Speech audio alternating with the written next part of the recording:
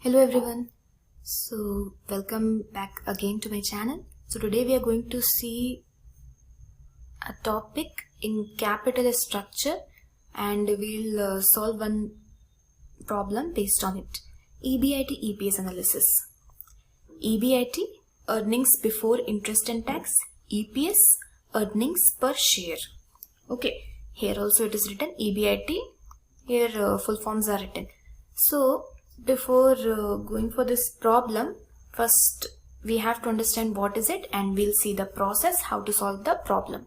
Okay, so it is basically we are talking about calculation of EPS here. Calculation of EPS. EPS is earnings per share. If there are shareholders in any company and they want to know about their earnings per share, what profit they are earning, what is the profit, what is their earning on each share. So that we are going to see today. Okay, so earnings per share means what is the earnings per share which is available to the shareholders. Okay, so suppose let's say if a company has issued 10,000 shares. Company has issued 10,000 shares. It is number of shares. So one share price is 12 rupees. 12 rupees per share is the price. So if 10,000 shares, for 10,000 shares 12 rupees is the price, that means 1,20,000 is the total price. One share is of 12 rupees and total 10,000 shares are there. So like this we can calculate. Per share price is 12 rupees. So this per share we need to find out in today's session. How we can find it out? So for this we have this process. Okay, so first EBIT will given in the question will be given. Let's say EBIT is earnings before interest and tax. Okay, so in any company if there are profits, if any company is earning a huge amount of profit, okay, and there are many shareholders in that company. Some have purchased 100 shares, some have purchased let's say in percentage if I talk about that. So if a company has total 10,000 shares, so few shareholders have purchased 50% of the shares, few shareholders have purchased 10% of the total shares, few have purchased 5%, few have purchased 1 or 2 shares only. Okay, so based on that they can get the profit per share price, they can calculate, and based on that they can find out what is the profit they are getting. So EBIT, earnings before interest and tax, that will be given. Total earnings, total profits of the company will be given. Then if you see, so here interest and tax, EBIT, interest and tax, these two things are given. So interest and tax, these two things has to be reduced. First we have to reduce, first we have to deduct these two things. So first interest will be deducted, interest on debts. What are the debts there? So on those debts, what are the interest? So that we will calculate and we will deduct from this. Then after interest we have to deduct the tax. Tax will be given, so that we have to deduct. So from EBIT, when we will deduct the interest, we will get EBT, means earnings before tax, because interest is already deducted. So earnings before tax, and after deduction of tax it is EAT, that means earnings after tax, because tax is also deducted now. Then after deduction of tax, see, shares are of two types, equity shares and preference shares. So first preference is given to the preference shareholders. So when we will get earnings after tax, means interest is deducted, tax is deducted, then we have to deduct the preference shares dividend, preferential dividend we have to deduct. If there are preference shareholders in the company and we have to give them dividend, so we have to deduct their dividend as well. After this we will get the profit available to equity shareholders. We will get the profit available to equity shareholders. So now this is the profit, and this profit we have to divide with the number of equity shares for finding out EPS. Means earnings available to equity shareholders and divided with the number of equity shares. So you will get earnings per share or earnings after tax divided by number of equity shares. Simply just see this. From EBIT to EPS, we have to EBIT is given in the question, and from EBIT we have to reach to EPS. Okay, so EBIT, from this EBIT there are two factors, I and T. I is interest. First we have to deduct interest from it, so we will get earnings before tax, and then we have to deduct tax from it, so we will get earnings after tax. So this will be the earnings after tax, and amount will be there. From this we have to deduct the preferential dividend if it is given. So we will get the profit, actual profit or actual earnings available to equity shareholders, and this we have to divide with the total number of equity shares, so we will get per share price. I hope it is clear to you. So let's go and solve the problem. See, here the question is, first we'll read the question, just simply go through it and then we'll solve. So A Limited, a widely held company, is considering a major expansion of its production facilities. Means A Limited wants to expand its business, and the following financial alternatives are available.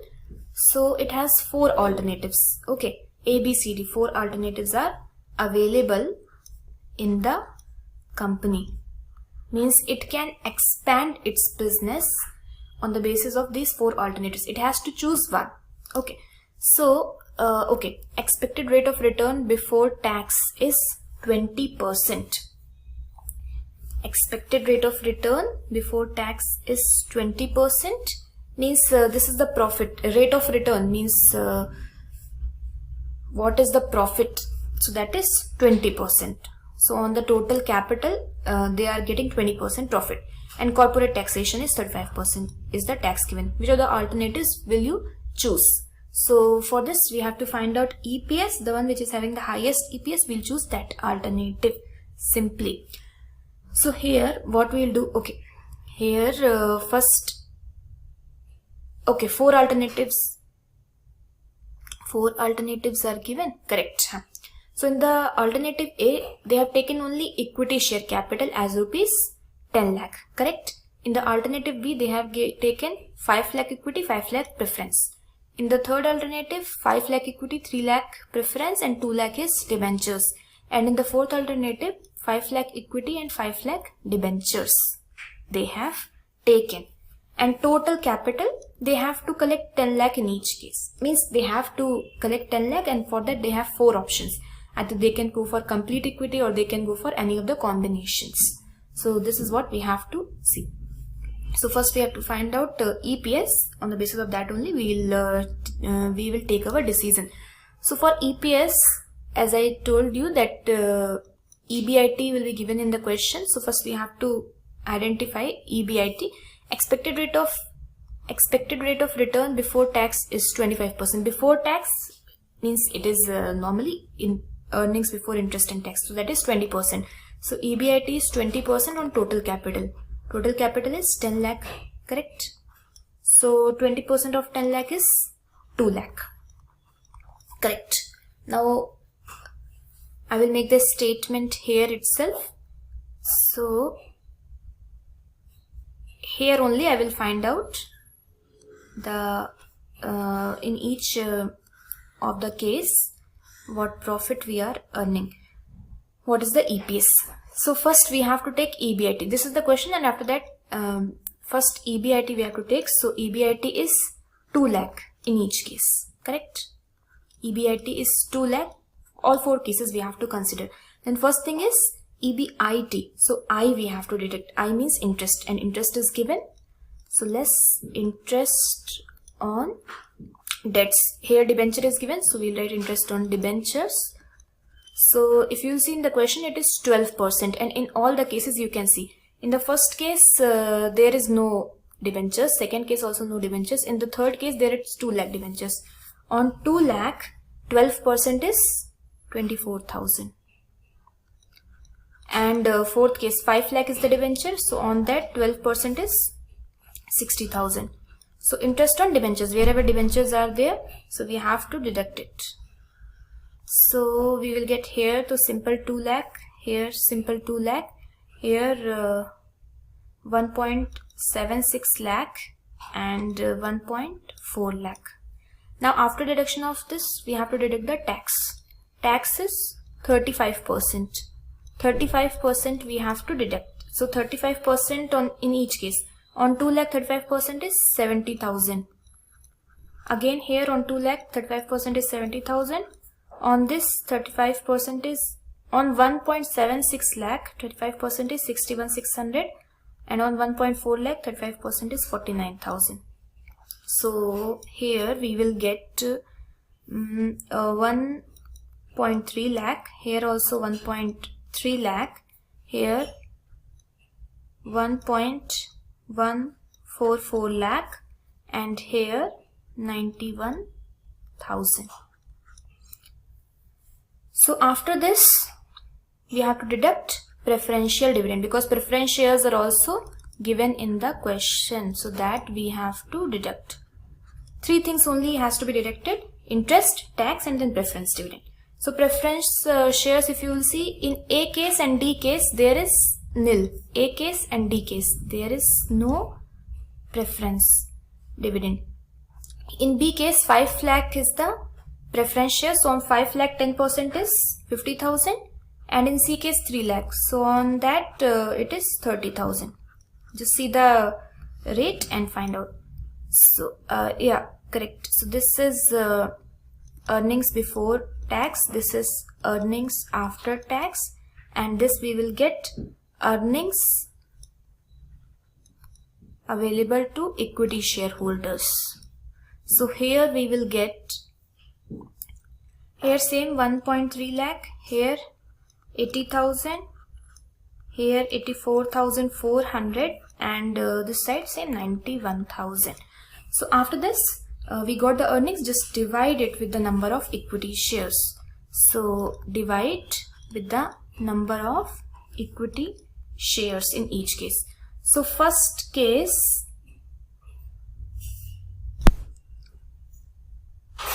in case A, number of equity shares is 10 lakh. 10 lakh is the total value of equity shares. It is 10 rupees each. So 10 lakh divided by 10, that is 1 lakh.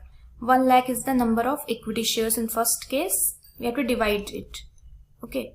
Then in the second case 5 lakh. So 5 lakh divided by 10, so 50,000. Third case also 5 lakh, so 50,000. Fourth case also 5 lakh, so 50,000. So divide it in all the cases. Here I am writing it A, B, C, D. EPS we have to find out. So for these, first case 1.3 lakh divided by 1 lakh is 1.3. B, 80,000 divided by 50,000, 1.6. C case 84,400 divided by 50,000 is 1.69, and 91,000 divided by 50,000 is 1.82. So here where you are getting highest EPS? This one, D option. Here you are getting highest EPS.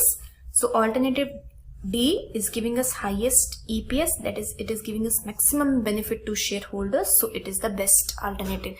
In the question they have asked which of the alternatives would you choose, so you can go for option number D, which is giving us highest EPS. So I hope it is clear to you. Just